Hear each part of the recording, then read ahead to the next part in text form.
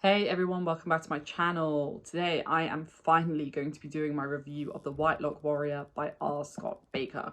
This is book 2 in the Aspect Emperor Quartet. It is book 5 in the Second Apocalypse series. And my gosh, is R Scott Bakker really just killing me with these books. This book is phenomenal. For me, it wasn't as good as the first book, The Judging Eye, but I got a lot from this book, and I feel like it was a lot more slowed down and a lot more tempered compared to the first book. And I feel like it needed to be that way, even though I wasn't necessarily on the edge of my seat as much as I was when I was reading The Judging Eye. Look, I'm not going to do a synopsis or anything like that because I feel like if you're watching this review, you've probably read it and you know what this book is about. But this book picks up straight up after the events of The Judging Eye. There's a lot happening. There's a lot of kind of uncertainty for a lot of the characters. I feel like there's a lot of decisions that were made in The Judging Eye that we are now seeing the repercussions for in this book. I love seeing how certain characters really got their own comeuppance and how others really kind of shined in a way and kind of got back to some form of themselves. And I really like that. I'm going to go through, what I enjoyed about this book. I'm not going to talk about any specific events because if you are reading this and you haven't read the series and you just want to get a sense of what I liked about it, I will definitely do that. But what did I love about this book? I loved the way that our characters are really coming into their own. I really liked Esmenet in this book. I really think, we saw her kind of at her lowest point in some regards. She feels very alone. She's very anxious, very panicky. She feels very insecure, about her position. By the end of the book, we're seeing her at her lowest point. It's almost like she is the Esmenet of old and that she never really got rid of that old Esmenet, prostitute Esmenet. And I kind of love that for her. I did say that in my previous review of The Judging Eye, that I kind of love seeing her remember who she is and where she came from. That, I think, in a way gives her power. It gives her power that she was able to get to being, one of the most powerful people in this entire world, despite, where she came from and where she originated from. And I loved her almost suffer again. I feel like that sounds really awful, but I really love seeing my female characters struggle. And even though, she was on top, she never really felt safe in that knowledge. And in this book, we really see her at her lowest point. The chapter about, this is going to be a spoiler, but the chapter where Inrilatus, I totally said that wrong, but when Inri is hiding her in his mistress's room, oh my gosh, I was on the edge of my seat because I had a feeling they were going to come after her. I had a feeling they were going to find her.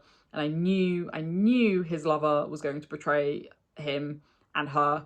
And I just, like, when you know something's about to happen and yet it doesn't make you feel any less anxious about it. Like, that's how I felt.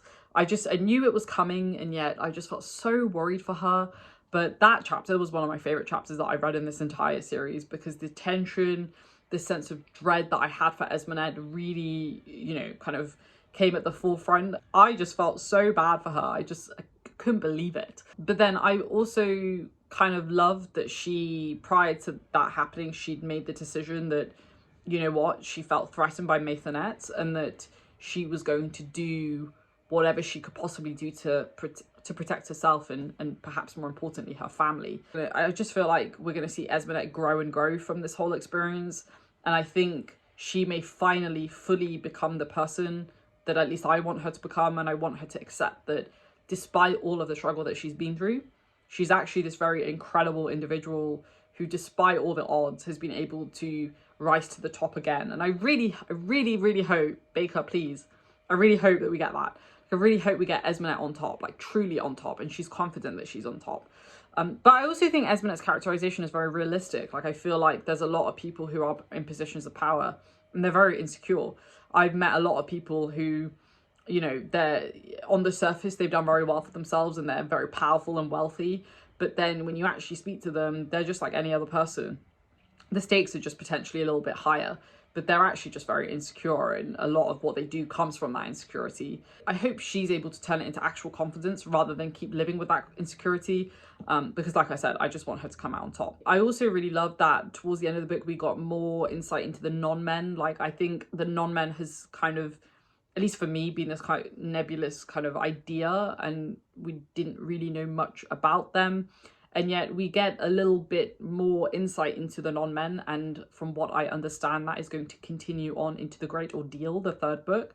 But I really like that we just got this kind of very stark realization that these people, the non-men, there's a lot more to unpack here. There's a lot of potentially quite awful stuff that had happened to them, and we don't really know what that story is, and I have a feeling when we learn about it, it's going to be really tragic and really upsetting. So I'm quite curious about that, and I'm very excited to learn more about it. I also really loved the fact that we had a dragon. So I've been wanting a dragon in this series since I read The Judging Eye. Like when we read about the dragon's bones, I was like, there's got to be a dragon in this quartet. And I mentioned it to a friend of mine who I've been messaging as I've been reading this book. And he was like, just keep reading. And I was like, there's definitely going to be a dragon in this book. And I loved it. I loved the dragon in this book. Doing dragons is really hard. I feel like on one side you have like the really nice fluffy ones, or you have like the really evil conniving ones, which is, I think, the real representation, is generally the kind of more accurate representation of dragons. But I just really love the fact that we got this very kind of cinematic, very, you know, like I could imagine the whole thing in my head, like the whole interaction between the dragon and Akka just felt so real to me that I could honestly go and direct it probably. I make this claim a lot, and one of these days somebody's going to call me out on it and give me money to do it, and I definitely won't be able to. But in theory, I could go totally shoot that scene because it just felt so vivid and it felt so real. I just loved that, you know, we kind of got to see Akka go back to some level of his true form as well. Like I feel like Akka as well, we've seen him be at a really low point, and yet at this point we're seeing him become the old Akka and get back to the true Akka that we all know and love. Another character that I haven't talked about at all is Sorway. I don't know if I've said that right. Sorwheel, I should say, but Sorway for short. I really like his character. I didn't really know what to make of him when I first started to read The Judging Eye. I just thought he was going to be, you know, the young boy who gets taken and as a prisoner and eventually reneges on his past and kind of embraces the way of Anna Callis. I really love the fact that in this book he's really coming into his own, and I'm really interested to see where his arc is going to go, because I feel like he's going to play a really critical role. And I just loved seeing him kind of stand up for himself and like take a little bit more direction and do things in the way that he wants to do them while still respecting the confines that he's in. I just love that for those types of characters, you know, when they're kind of, when we first meet them, they're kind of at the lowest, and then you kind of really see them rise through the ranks. And I think we're going to continue to see that with him. Another really interesting thing that I'm going to mention that kind of grossed me out a little bit was, and I'm not going to mention the names, but there is an incest plotline in this book. They are stepsister and stepbrother, but they are technically still family. And there's a scene with Sorwheel and the two of those individuals, again, I won't say who in case you haven't read the book, and I'm not gonna lie, it totally grossed me out. I know they're not related, but still totally grossed me out. And I just thought it was really like effectively done, and I think the disgust that we got from Sorwheel's perspective and from his sections in the book, they kind of mimicked my own, and I was just like, oh, thank God, like he's totally like, you know, not okay with this. Because I feel like in this world, that's not a totally uncommon thing and a totally not like a massively taboo thing, just given how messed up this world is. And yet Sorwheel is like, no, this is just wrong. And yet he feels this level of disgust to himself because he quite fancies the female in question, but at the same time, you know, he knows that he can't really do anything about that because she is the daughter of a very powerful individual and he's just Sorwheel, a prisoner. So there's a lot of like really kind of interesting character interactions that happen in this book that I just really loved. I feel like more so in this book than The Judging Eye, because I feel like with this book we're kind of settling down with a lot of the consequences and actions that happen in the previous book. So that's why this book feels potentially a little bit slower, but it's not worse for it. It's just that it's a different way to experience the story, and I really love that. I'm not going to talk anything about the philosophy because I think at this point I have so many questions and I have so many things that I need to tie together that I'm just going to wait until I finish the quartet or at least the Great Ordeal, because I've heard the Great Ordeal is very philosophical, more so than the first two in the quartet, that I think I'm going to wait until I finish that one, and then I will probably in my next review, depending on how I feel about the third book, I will probably kind of mention some of my thoughts, because I don't think I could coherently put in thoughts how I feel about the philosophical elements of this quartet currently as it stands, because I feel like there's just too much up in the air. But that's not to say that it's bad or anything. It's just that there's a lot happening and there's a lot revealing itself throughout these books so far, and particularly in this one. You know, we learn more about Mimaru's judging eye capability as well, and like it's still all very like new. I feel like it's one of these books where you kind of need to sit with it for a bit, and then, you know, you can kind of experiment and talk and reflect on all the things that are happening. But I love this book. I really loved it. I really, really loved it. I gave it a 5 stars. I wouldn't say it was as resounding of a 5 stars compared to The Judging Eye, because that to me is still my favorite. But I really liked it as a follow-on from The Judging Eye. And I think given the way The Judging Eye went, this book almost had to take this path, because we had to explore a lot of what happened post the events in book 1, and so it made sense. Last person I'm going to talk about quickly before I forget is Kell. Oh my gosh, most evil character I've ever seen in my entire life, ever read in my entire life. So satisfying though, so satisfying. I don't know how Bakker has written the most evil character I've ever read, and I've read some pretty messed up folks, and yet none of them even come close to Kell. Not even come close. He's just so twisted. And also, spoiler alert, skip ahead like 20-30 seconds if you want to not know what the spoiler is. He eats people. I like almost missed that, and then I reread it because I was like, wait a minute, something doesn't add up here. And then I messaged my friend about it, and I was like, Kell just ate someone. He ate one of the guards while he was hiding in the palace. And he was like, oh crap, I didn't even realize that. And I was like, yeah, he went there. He totally went there. Not gonna lie, it made me feel a little bit sick. I've read like cannibalism in books before, but like the way that it was so like insidious, and the way that it's not even like spelled out to us made it even worse. Oh, it was just not nice. It was not nice. And it just adds to this character. I really hope that we see Kell when he's older.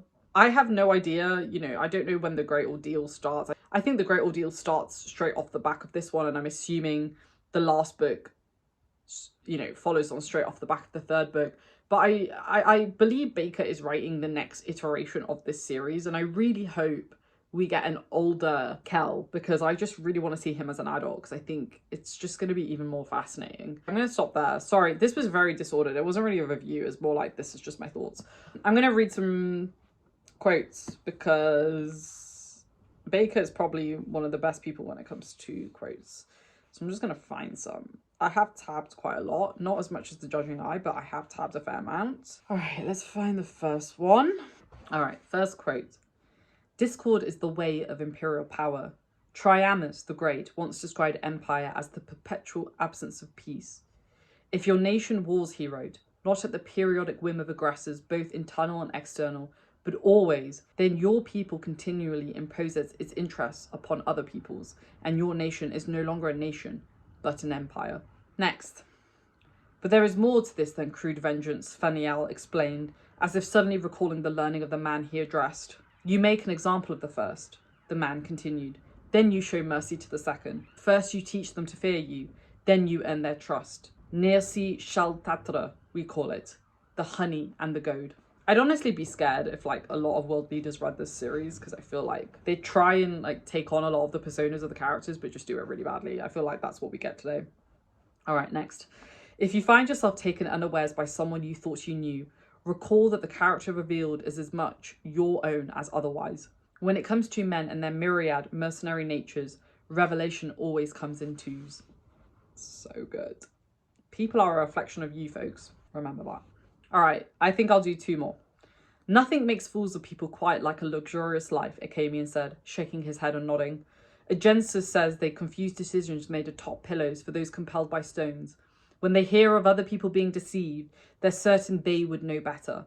When they hear of other people being oppressed, they're certain they would do anything but beg and cringe when the club is raised.